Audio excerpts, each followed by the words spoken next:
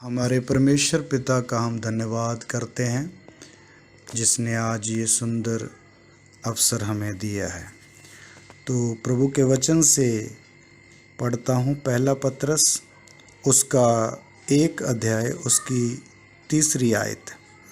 हमारे प्रभु यीशु मसीह के परमेश्वर और पिता का धन्यवाद हो जिसने यीशु मसीह के मरे हुओं में से जी उठने के द्वारा अपनी बड़ी दया से हमें जीवित आशा और नया जन्म दिया है। हम इस वचन में देखते हैं कि पतरस प्रभु का दास यीशु मसीह के द्वारा परमेश्वर का धन्यवाद कर रहा है कि जिसने यीशु मसीह के मरे हुओं में से जी उठने के द्वारा अपनी बड़ी दया से हमें जीवित आशा और नया जन्म दिया है। मेरे अजीज़ों, हम सब लोग जानते हैं कि यीशु मसीह के मरे हुओं में से जी उठने के द्वारा हमें क्या क्या मिला है। बहुत सारी बातें हैं, लेकिन पतरस एक बात को उठाता है, जीवित आशा हमें मिली है और उसके द्वारा नया जन्म भी हमें मिला है। हमें इस संसार में रहते समय जब हम अपने आसपास के संसार में जीवन बिताने वाले लोगों को देखते हैं तो उनके पास बहुत सारी इच्छाएं हैं, उनकी आशाएं हैं, उनकी तमन्नाएं हैं जिसके द्वारा वो अपना जीवन इस संसार में बिता रहे हैं। और वो इच्छाएं जो भी रखते हैं, जितनी भी वो कामनाएं करते हैं, ध्यान से अगर हम देखेंगे तो वो केवल इसी संसार के लिए है और इस संसार में जितना उनका जीवन है तब तक के लिए है और वो जीवन कब समाप्त हो जाएगा ये कोई नहीं जानता है। और जैसे जितना देर भी वो पृथ्वी पर रहते हैं और उन इच्छाओं की पूर्ति के लिए बढ़ते हैं, कमाते हैं और आखिर उन्हीं इच्छाओं में वो अपना जीवन समाप्त कर देते हैं।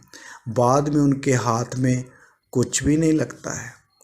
इसलिए प्रभु के वचन में लिखा है कि अगर मनुष्य सारे जगत को कमाए और अपने प्राण का नाश किया तो उसको लाभ क्या होगा। तो इन लोगों के जीवन से विपरीत जब विश्वासी लोग अपने जीवन की तरफ ध्यान दें तो हमें जो प्रभु ने आशाएं दी है, जीवित आशा दी है, वो बहुत ऊंची है। हमारी आशा इस जगत की आशा नहीं है। हमारा जीवन इस संसार में जीने वाला जीवन केवल मात्र नहीं है। हमारा जीवन इस संसार में से बहुत ऊंचा है। हमारी आशा धन्य आशा करके वचन में कहा गया है। हमारी आशा है हमारा प्रभु यीशु मसीह बादलों पर आने वाला है और हम सब विश्वासी लोग उसके साथ हवा में बादलों पर उठा लिए जाएंगे और वहाँ परमेश्वर के साथ सदा सदा हम वास करेंगे। हमारी आशा, जीवित आशा ये है कि एक नया पृथ्वी और नया आकाश आने वाला है। उस पृथ्वी के ऊपर जो नई होगी धार्मिकता वास करेगी और उसमें समुंदर नहीं होगा, उसमें रोना नहीं होगा, उसमें विलाप नहीं होगा।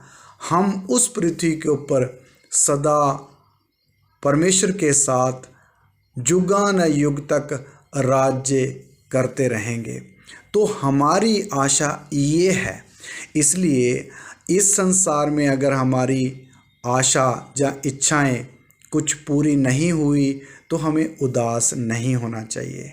इस संसार में अगर हमारी आशा या इच्छा कुछ टूट भी जाए तो भी हमें चिंतित नहीं होना चाहिए, क्योंकि इस संसार की आशा से बढ़कर हमारे पास जीवित और धन्य आशा है जिसके सहारे हम हर रोज़ उत्साह के साथ आगे बढ़ रहे हैं और बढ़ते रहेंगे।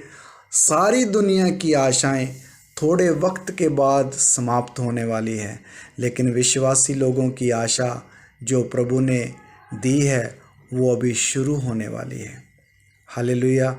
तो इसलिए मेरे अजीज़ों, आप इसी आशा को पकड़े रहें और इसी जीवित आशा में आगे बढ़े। प्रभु आप सबको आशीष दे। आमीन।